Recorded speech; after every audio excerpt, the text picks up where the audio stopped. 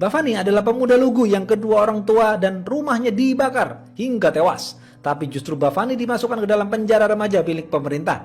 Karena marah yang terpendam, selama di penjara Bafani memukul-mukul tembok sehingga dia mempunyai kekuatan pukulan yang luar biasa kuat. Di penjara remaja, Bafani dimanfaatkan untuk menanggung dosa para mafia kriminal yang mempunyai uang. Suatu hari, Bafani melarikan diri dari penjara. Bafani menemui orang yang membunuh dan memenjarakannya. Bafani tidak membunuhnya. Justru Bafani ingin belajar menjadi anak buahnya. Seiring berjalannya waktu, Bafani tumbuh menjadi mafia yang menakutkan. Bafani membunuh semua lawannya yang akan bersaing, memperebutkan posisi sebagai ketua asosiasi supir truk. Hanya dengan satu pukulan Bafani, lawannya bisa jatuh tersungkur.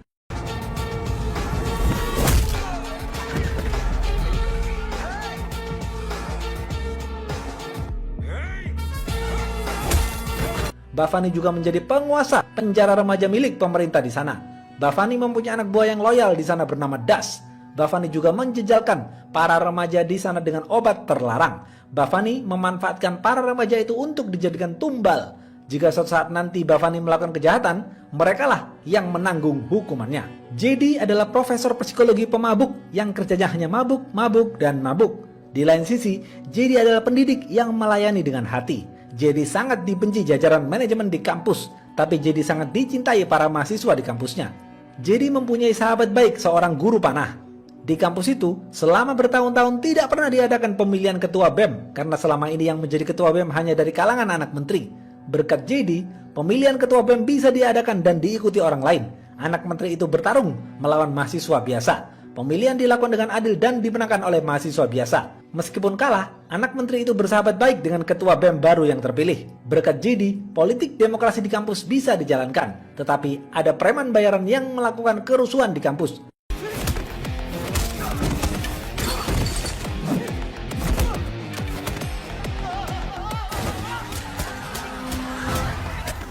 Karena hal itu, JD terpaksa dikeluarkan dari kampus. Tetapi, semua orang tetap mencintai JD. Orang-orang memanggil JD sebagai master. Dosen cantik bernama Charu yang mengetahui karisma JD secara diam-diam bekerja sama dengan Kapolda, membawa JD untuk mengajar di sebuah penjara remaja milik pemerintah. Charu yakin JD bisa membawa perubahan di sana. JD pun tidak tahu dia ditempatkan di penjara itu. JD hanya bisa menurut saja. Polisi menjelaskan kepada JD mengenai job desk yang harus ia lakukan di penjara remaja. Polisi mengatakan, remaja di sana sangat tidak manusiawi, Pak. Mereka buas seperti binatang. Mereka menganggap hukum kita bisa dibeli. Mereka menghalalkan segala cara melakukan apa yang mereka mau. Mereka semua tenggelam dalam lautan obat terlarang. Banyak orang yang berharap kepada JD untuk membawa perubahan di sana seperti polisi, Charu, dan para orang tua. Para remaja dan oknum sipir itu tahu JD akan datang. Mereka berencana membuat JD tidak betah di sana. Keesokan harinya, JD datang ke penjara remaja itu. Hari pertama JD memberikan pelajaran berupa nasihat bahwa hidup ini singkat. Selalu berusahalah untuk berbahagia. Hapus semua hal-hal yang negatif, fokuslah kepada mimpimu, dan berbuatlah positif karena itu akan membuatmu berprestasi. Beberapa anak senang dengan kedatangan JD, tapi Das anak buah Bafani sangat membenci kedatangan JD. Sore harinya, dua bocah kakak adik secara sembunyi-sembunyi menulis surat tentang keluhannya berada di penjara remaja itu. Dua bocah itu mengadu kepada JD, tapi JD mabuk dan tidur. Dua bocah itu menyelipkan suratnya di dalam kantong celana JD. Setelah itu, dua bocah itu langsung kabur karena takut ketahuan Das. Besok pagi, saat JD mau mengajar, JD mendengar para remaja itu tawuran di dalam penjara. JD terlihat cuek saja karena JD merasa itu bukan tugasnya. Dia hanyalah guru psikologi, bukan seorang polisi. Secara sembunyi-sembunyi, di malam hari dua bocah itu mengambil HP Das di semak-semak untuk menelpon JD. Dua bocah itu menelpon JD 15 kali, tapi JD tidak mengangkat teleponnya karena sedang mabuk. Dua bocah itu ketahuan Das. Das langsung melaporkan ini kepada Bafani. Bafani datang dan bertemu dengan Das. Das mengatakan, dua bocah ini menelpon Master, sang guru yang baru ditugaskan di sini. Bafani balik bertanya, siapa Master? Das menjawab, dia bukan siapa-siapa bos. Dia hanya pemabuk yang tidak perlu dikhawatirkan. Karena dianggap berkhianat, Bafani menghajar dua bocah itu habis-habisan hingga tewas. Bafani lalu memerintahkan anak buahnya untuk membunuh JD.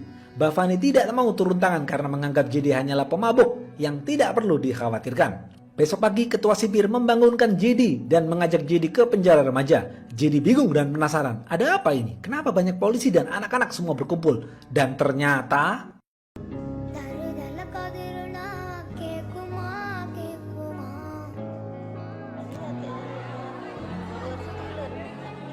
dua bocah itu digantung oleh Bhavani. Jeder. JD sangat sedih. JD baru melihat kekejaman seperti ini dalam hidupnya. Bhavani menemui musuh terakhirnya untuk dibunuh agar dia bisa menang mutlak dalam pemilihan ketua asosiasi supir truk. Bhavani menghajar sang musuh dengan tangan perkasanya hingga tewas. JD diinterogasi polisi karena diduga menjadi penyebab digantungnya dua bocah itu. Charu datang bersama ibu dua bocah itu ke kantor polisi. Charu marah besar kepada JD karena gara-gara JD mabok, JD tidak mengangkat telepon dua bocah itu dan menyebabkan mereka berdua tewas digantung. Charu menyesal karena sudah merekomendasikan JD ke penjara remaja itu. Ibu dua bocah itu menangis sedih mengenang dua anak lelakinya. JD ditahan sementara di kantor polisi. Saat di kantor polisi, JD baru sadar ada surat di kantong celananya. Saat membaca surat dua bocah itu, JD menangis sedih.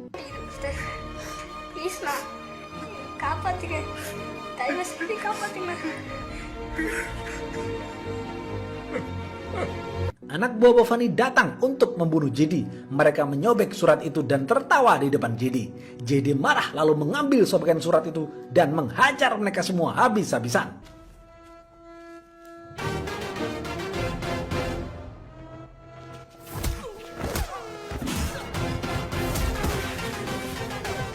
Setelah menghajar mereka, JD menelpon Bhavani sambil menangis dan mengatakan, "Aku tidak tahu siapa dirimu. Kau mempergunakan para remaja yang tidak bersalah itu.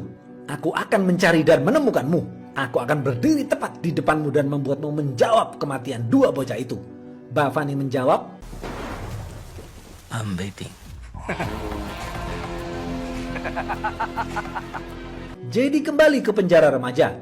JD diejek oleh Das dan gengnya karena tidak bisa berbuat apa-apa di sana. JD tetap tenang dan mulai menyusun rencana. JD mempelajari sistem yang rusak di sana. JD bertanya kepada Koki dan ketua sipir. Koki mengatakan, pasokan obat terlarang di sini dibantu oleh para oknum sipir. Ketua sipir itu mengatakan, Bhavani yang menguasai tempat ini, Pak. Bhavani mengirim obat-obat terlarang kepada mereka semua.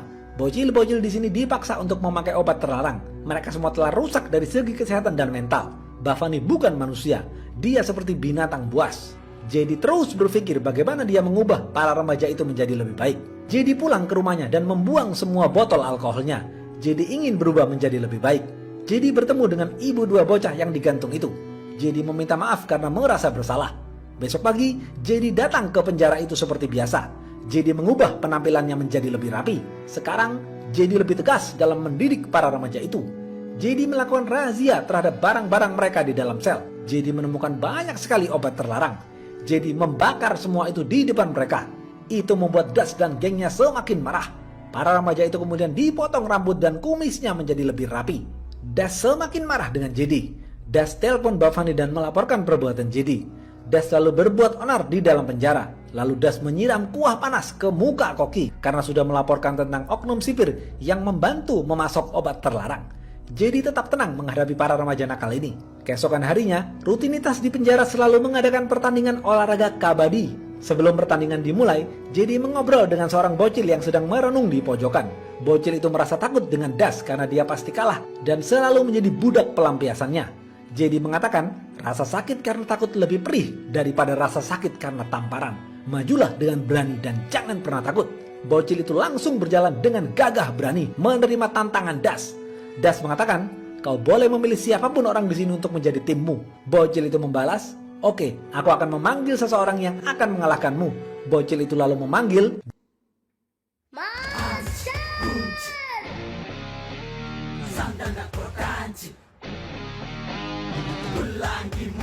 JD bermain satu tim dengan si bocil. JD berhasil mengalahkan Das dan memenangkan pertandingan. JD menyelamatkan si bocil itu dari penindasan Das. JD dan si bocil itu menjadi dekat dan bersahabat. Malam hari, JD mengumpulkan semua bocil-bocil yang masuk penjara itu karena dipaksa mengaku kejahatan orang lain. Mereka semua tidak pernah bertemu dengan Bhavani. Yang mereka tahu hanyalah Das. Mereka semua harus patuh kepada Das. Mereka semua disuruh mengatakan yang sebenarnya melalui sebuah video kenapa dia bisa masuk penjara dan bagaimana kehidupan di penjara ini. Video itu akan dibawa ke pengadilan sebagai bukti untuk membebaskan para remaja itu. Pernyataan mereka akan memberatkan Das dan menyeret nama Bhavani.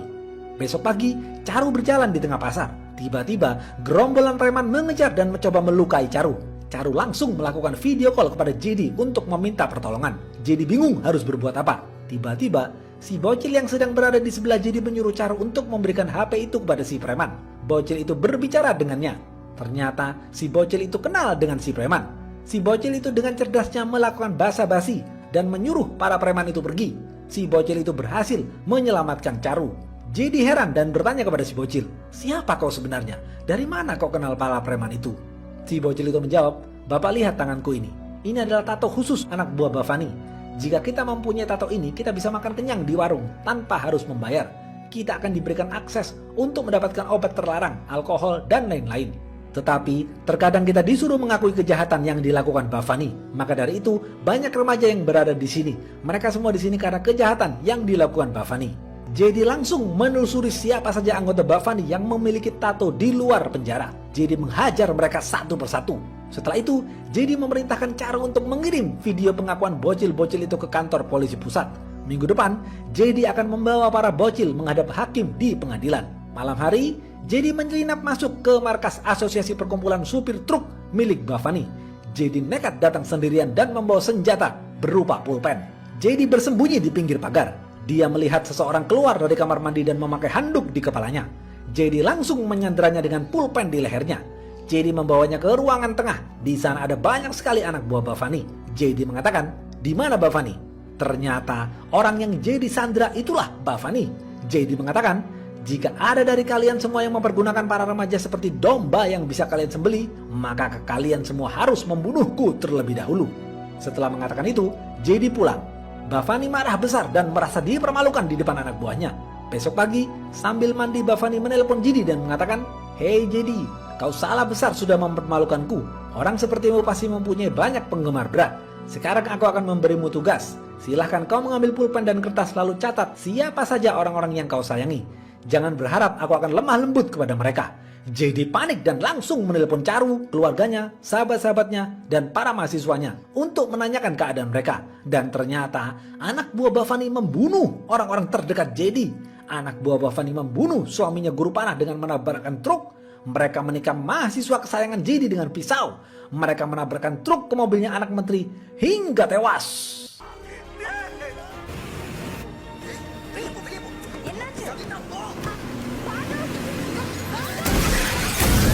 JD menangis sedih karena orang-orang terdekatnya dibunuh oleh Bavani. Tiba-tiba Bavani menelpon lagi dan mengatakan, "JD, apakah kau sudah menghitung berapa jumlah korbannya? Jika kau macam-macam lagi denganku, setiap hari aku akan membunuh 4 orang terdekatmu.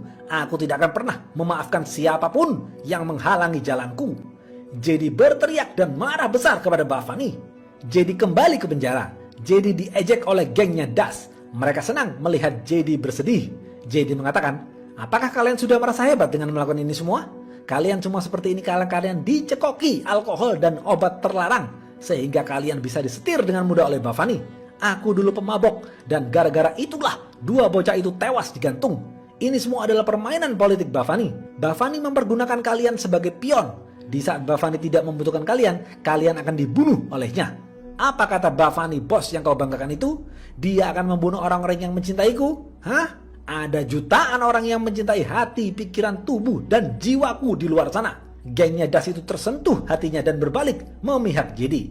Mereka mengatakan, "Pak, Bavani sudah menyiapkan semua barang-barang dan dokumennya untuk menyeberangi perbatasan malam ini. Para bocil-bocil itu juga ada di salah satu truk itu, Pak." JD langsung berangkat ke sana. JD membawa serta guru panah yang suaminya dibunuh oleh anak buah Bavani. JD menerobos melewati truk-truk Bavani. Saat sudah berada di depan, guru panah bersiap-siap untuk melakukan tembakan. Setelah itu, guru panah mengambil alih setir mobil dan giliran JD yang melakukan tembakan.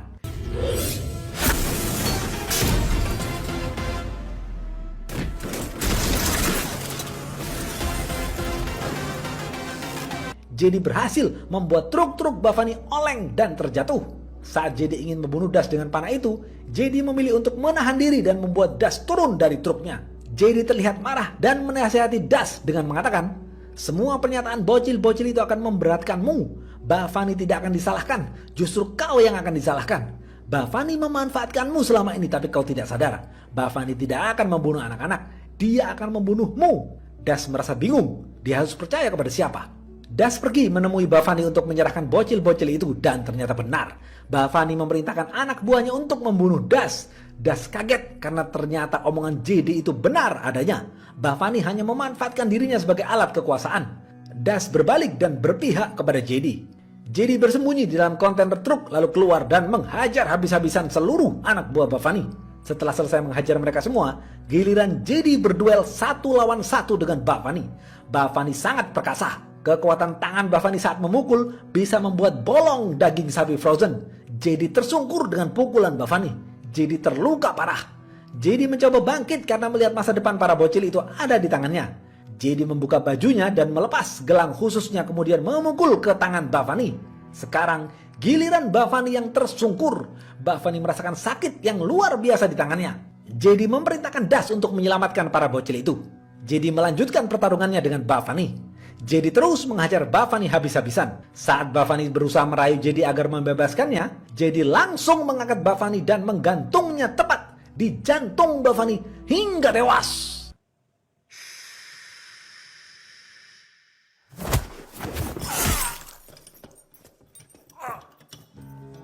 Bhavani digantung persis seperti dua bocah itu. JD menangis sedih teringat mereka berdua. Setelah semua berakhir, pemerintah menutup secara resmi penjara remaja di sana. Para bocil dipindahkan ke penjara remaja yang lebih baik. Das menawarkan dirinya untuk dipenjara menggantikan JD. JD menolak dan mengatakan kepada Das, setiap orang harus menanggung hukuman sesuai dengan kejahatannya. JD masuk penjara bersama Das. Habis. Apa pesan dari film ini? Seperti yang dikatakan JD di film ini. 1. Hapus semua hal-hal yang negatif. Fokuslah kepada mimpimu. Yakinlah perbuatan positif akan membuatmu sukses. 2. Hidup ini singkat. Banyak masalah yang akan datang dan pergi. Hadapilah itu semua dengan senyuman. Oke, segitu aja video kali ini. Jangan lupa like, comment, and subscribe ya. Stay watching and see you.